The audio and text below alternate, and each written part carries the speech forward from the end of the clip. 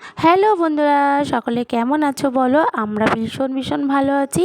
তো আজকে অরিত্র কেমন আনন্দ করছে তো সেটাই তোমাদের সঙ্গে শেয়ার করব। সকাল থেকে প্রচণ্ড পরিমাণে বৃষ্টি হচ্ছে, তো বাবু অনেকক্ষণ থেকেই বলছে মা ছাদে চলো, আমি একটু জল নিয়ে খেলা করব।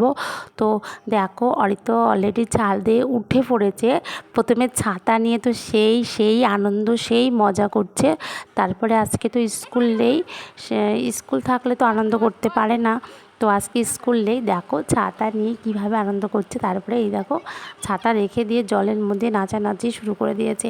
আমি তো ভীষণ খুশি, আমারও খুব ইচ্ছা করছে, কিন্তু আমি ইচ্ছা করলেও আমার উপায় নেই, কেননা আমার ক্যামেরা ধরে দেবে কে বলো? ক্যামেরা ধরে দেওয়ার কেউ নেই। তো অরিত্র এখন জলের মধ্যে একটু দেখো শুয়ে গড়াগড়ি দিচ্ছে। কেমন আনন্দ তোমরা ঠিক বুঝতেই পারছো। আর শুধু অরিত্র না, এটার সঙ্গে আমিও করছি, কেননা আমারও খুব ইচ্ছা হচ্ছিল, কিন্তু উপায় নেই আমার ওর জন্য। আর অরিত্রকে দেখে আমারও মনে হচ্ছে কখন জলে যাব, কখন গিয়ে এরকম জলের মধ্যে গিয়ে একটু নাচানাচি করব, শুয়ে পড়বো।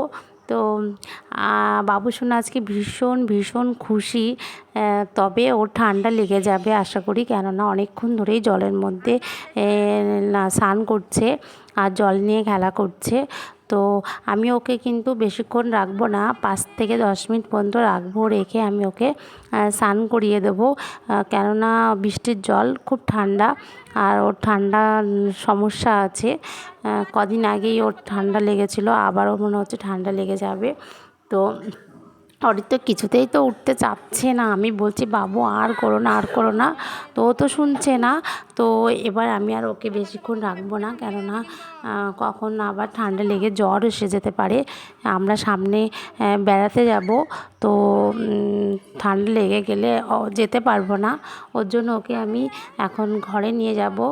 ওকে বন্ধুরা, সকলে অবশ্যই কমেন্ট করো অরিত্র জলের মধ্যে কেমন আনন্দ করলো, আর তার সঙ্গে তোমরাও কেমন আনন্দ করলে সেটা অবশ্যই কমেন্ট করে জানাবে, আর লাইক কমেন্ট সাবস্ক্রাইব করবে। Okay bye, tata.